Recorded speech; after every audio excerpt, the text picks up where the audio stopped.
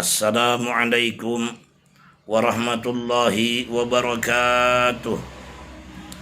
Bismillahirrahmanirrahim.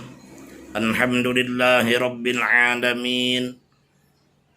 Wassalatu wassalamu ala man arsalahu Allahu rahmatan lil alamin wa syafi'an lil muznibin wa habiba rabbil alamin sayyidina wa maulana Muhammadin wa ala alihi wa sahbihi ajma'in, amma ba'd.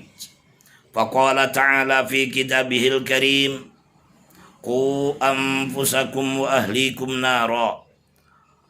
Wa qala an-nabiyyu sallallahu alaihi wasallam, kullu mauludin yuladu 'alal fitrah hatta yakuna abawahu yuhawidanihi aw yunassiranihi aw yumajjisanihi. Rawahul Bukhari wa Muslim. Para pendengar dimanapun Anda berada, kaum muslimin dan muslimat, shaimin wa shaimat, rahimakumullah. Alhamdulillah, mari kita panjatkan puji dan syukur kehadirat Allah subhanahu wa ta'ala yang senantiasa melimpahkan rahmatnya, taufik, hidayah dan inayah kepada kita, sehingga kita selalu dapat melaksanakan ibadah Ramadan hingga sampai pada hari ini. Semoga semua ibadah Ramadan yang dapat kita laksanakan ini diterima di sisi Allah sebagai satu ibadah yang diridhoinya, dan sekaligus menjadi penebus dan pengampunan bagi segala dosa-dosa kita yang dulu pernah kita lakukan. Para pendengar sekalian yang dimuliakan oleh Allah, shaimin shaimat rahimakumullah. Salawat serta salam mari senantiasa kita haturkan kepada junjungan kita yang mulia Nabi besar Muhammad sallallahu alaihi wasallam, juga kepada keluarga Nabi dan sahabat-sahabat beliau dan penerus perjuangan beliau ila yaumil qiyamah. Di antara sekian banyak amanah Allah subhanahu wa ta'ala yang wajib kita perhatikan, jangan sampai kita abaikan begitu saja, ialah amanah berupa anak atau zuriat atau keturunan. Orang tua sejak anaknya masih kecil wajib memelihara jasmani dan rohani atau jiwa si anak tersebut, sebab anak itu nanti akan menjadi generasi penerus bagi orang tuanya. Oleh sebab itulah kita sebagai orang tua dituntut semaksimal mungkin mendidik dan memberikan contoh dan didikan yang sebaik-baiknya. Karena kita beragama Islam, maka tentulah yang diberikan didikan yang Islami, didikan yang sesuai dengan sunnah junjungan kita yang mulia Nabi besar Muhammad sallallahu alaihi wasallam. Sebab hanya Islamlah agama yang diridhoi di sisi Allah subhanahu wa ta'ala. Nabi besar Muhammad sallallahu alaihi wasallam bersabda, kullu mauludin yuladu 'alal fitrah hatta yakuna abawahu yuhawidanihi aw yunassiranihi aw yumajjisanihi. Rawahul Bukhari. Artinya, setiap anak yang lahir adalah dalam fitrahnya, yakni dalam kesucian, yakni dalam beragama Islam, sehingga adalah kedua orang tuanya yang menjadikan ia sebagai Yahudi atau sebagai beragama Nasrani atau sebagai orang Majusi. Hadis riwayat Imam Bukhari dan Imam Muslim.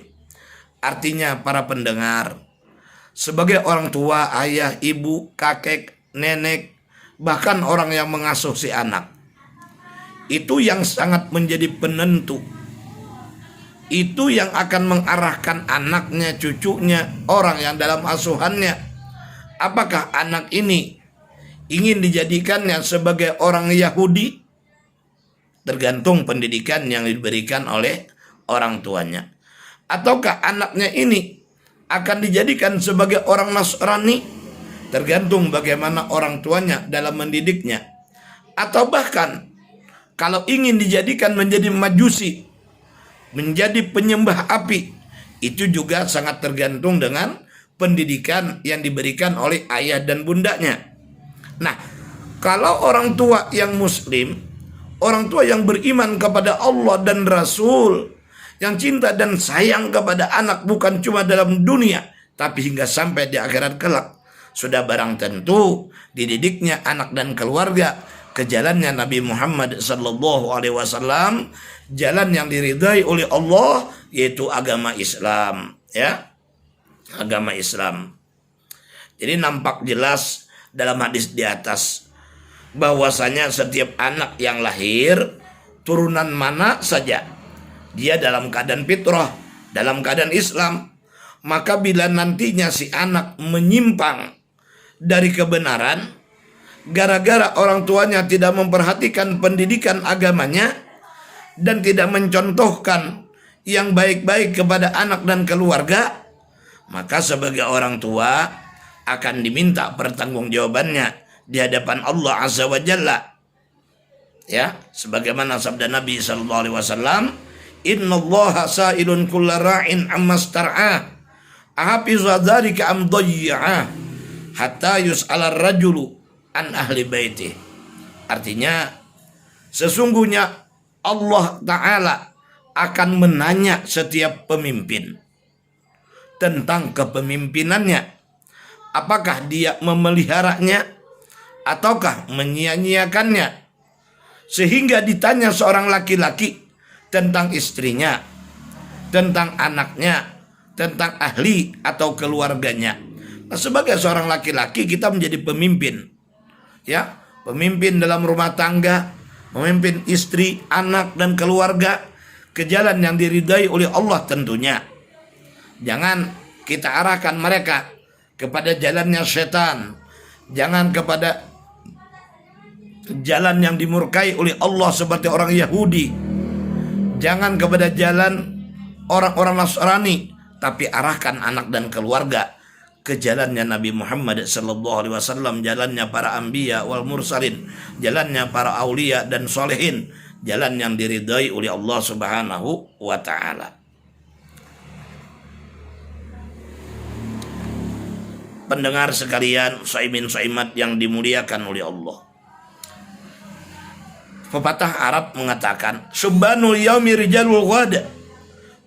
Pemuda yang ada di hari ini, dia akan menjadi pemimpin di masa yang akan datang. Maka dari itulah, bagaimana bisa tercapai harapan orang tua agar anaknya dapat menjadi pahlawan agama bila anaknya tidak dididik ilmu agama. Sementara para ulama-ulama, orang alimnya yang sudah banyak, yang tua-tua dan satu persatu dipanggil oleh Allah meninggalkan dunia yang fana.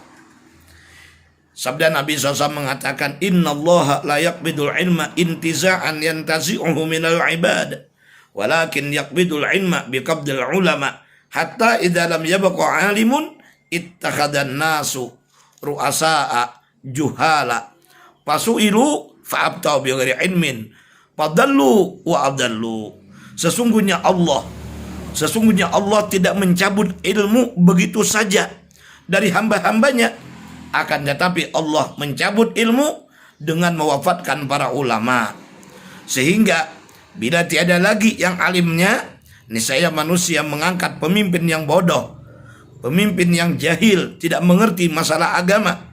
Lalu dia ditanya, maka dia pun berfatwa tanpa dasar ilmu, maka mereka pun sesat dan menyesatkan.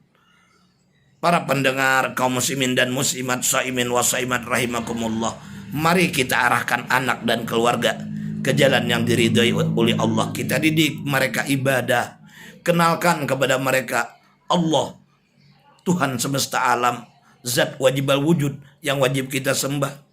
Kenalkan kepada mereka tentang Rasulullah, ajarkan kepada mereka tentang Al-Quran, kenalkan mereka tentang zuriat dan keluarga Nabi, sehingga tertanam kecintaan di hati anak-anak kita kepada Allah dan kepada Rasul, cinta kepada keluarga Nabi, cinta kepada Al-Quran.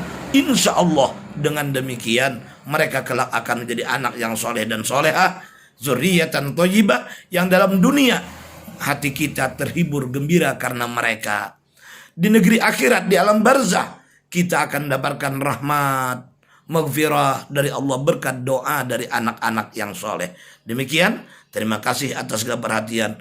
Mohon maaf atas segala kekurangan. Usikum wa nafsi bitaqwallah faqad fazal muttaqun.